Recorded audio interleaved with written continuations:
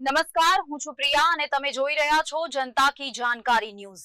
નજર કરીએ આજના સમાચાર। ડીસા નગરપાલિકા ચૂંટણી વોર્ડ નંબર 2 અને 4માં આપના ઉમેદવારોએ વિજય વિશ્વાસ સાથે ફોર્મ ભર્યા। જનતાના પ્રતિનિધિ તરીકે હરીશભાઈ ઠક્કરે સિક્કાઓ દ્વારા ડિપોઝિટ ભરી અનોખી છાપ છોડી, તો શિક્ષિત ઉમેદવાર રંજનબેન પંચાલે વિકાસનો રોડમેપ રજૂ કર્યો। ડીસા નગરપાલિકાની આગામી ચૂંટણીને લઈને રાજકીય ગરમાવો તેજ બન્યો છે। આજે આમ આદમી પાર્ટી દ્વારા વોર્ડ નંબર 2 અને વોર્ડ નંબર 4ના સનિષ્ઠ ઉમેદવારોએ ચૂંટણી અધિકારી સમક્ષ પોતાના ઉમેદવારી પત્રો ભરી વિધિવત રીતે ચૂંટણીના મેદાનમાં ઝંપલાવ્યું હતું। વોર્ડ નંબર 2 મધ્યમ વર્ગનો અવાજ બની ઉભરતા હરીશભાઈ ઠક્કર।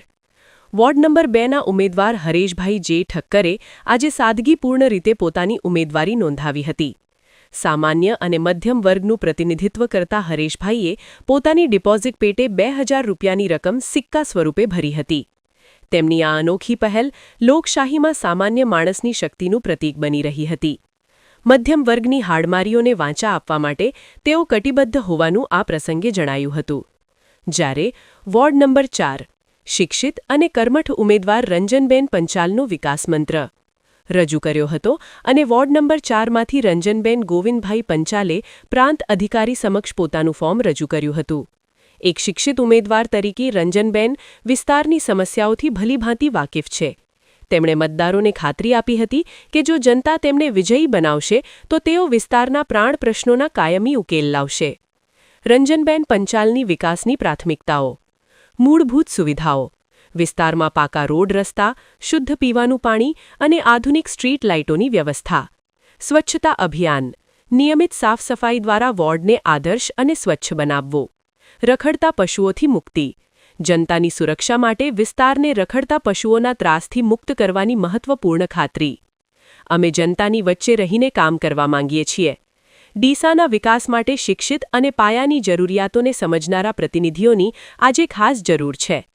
આપ ઉમેદવાર પક્ષે બંને ઉમેદવારોએ ફોર્મ ભર્યા બાદ મતદારોમાં પણ ઉત્સાહ જોવા મળ્યો હતો। ડીસાના રાજકારણમાં હવે સામાન્ય અને શિક્ષિત લોકોના આગમનથી પરિવર્તનના પવન ફૂંકાઈ રહ્યા હોય તેવું લાગી રહ્યું છે। અહેવાલ ભરત ઠક્કર, બનાસકાંઠા। નમસ્કાર। વોર્ડ નંબર 4ના મતદાર ભાઈઓ, બહેનો અને વડીલો, હું રંજનબેન ગોવિંદભાઈ પંચાલ ડીસા નગરપાલિકાની ચૂંટણીમાં વોર્ડ નંબર 4માં આમ આદમી પાર્ટી તરફથી ઉમેદવારી નોંધાવી છે। તો દરેક નાગરિકને વોર્ડ નંબર 4માં આપનો કિંમતી સમય અને પવિત્ર વોટ ઝાડુના નિશાન પર બટન દબાવીને આપણી દીકરીને વિજેતા બનાવશો જી।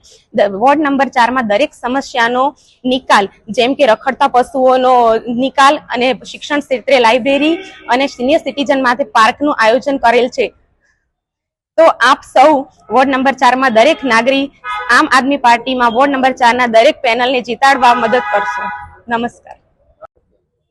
સ્થાનિક સ્વરાજની ચૂંટણી જાહેર થતાની સાથે તો ગુજરાતમાં એક રાજકીય ગરમાવો આવે છે। જે ગરમાવા વચ્ચે ડીસાના નગરપાલિકાના વોર્ડ નંબર 2માંથી હું હરેશભાઈ ઠક્કર આજે આમ આદમી પાર્ટી તરફથી ઉમેદવારી નોંધાવી છે। વાલા મતદાર ભાઈઓ, બહેનો અને વડીલો, આપણે એક ખાતરી આપું છું કે વોર્ડ નંબર 2ની અંદર જે વિકાસના કામો આજની સુધી નથી થયા એ વિકાસના કામોને વેગ આપવાની મારી ખાતરી છે।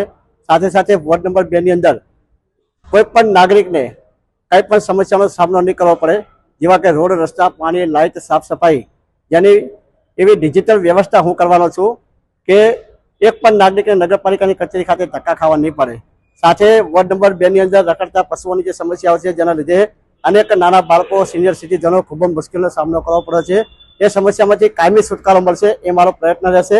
ત્યારે વોર્ડ નંબર 2ના તમામ મતદાર ભાઈઓએ આમ આદમી પાર્ટીના નિશાન ઝાડુ ઉપર બટન દબાવી મને વિજય બનાવશો। અગાઉ પણ નગરપાલિકામાં જે ઇલેક્શનમાં હું ઊભો હતો અને મને ખૂબ સારો સાથ અને સહકાર મળ્યો હતો, જેના થકી આ બીજી વાર મેં ઉમેદવારી નોંધાવી છે। ત્યારે વોર્ડ નંબર 2ના તમામ મતદાર ભાઈઓ